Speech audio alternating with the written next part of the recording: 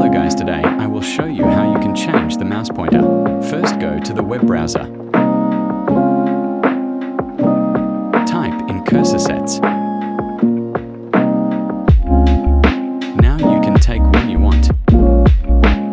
I take the smiley cursor. Go to the Explorer and Downloads.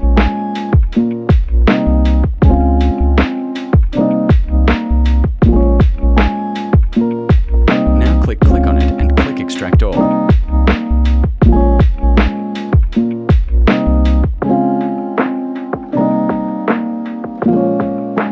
Click on Extract.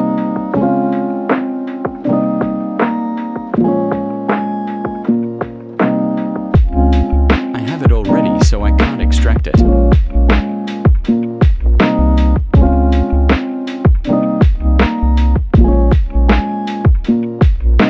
Settings. Search for mouse and click on mouse type.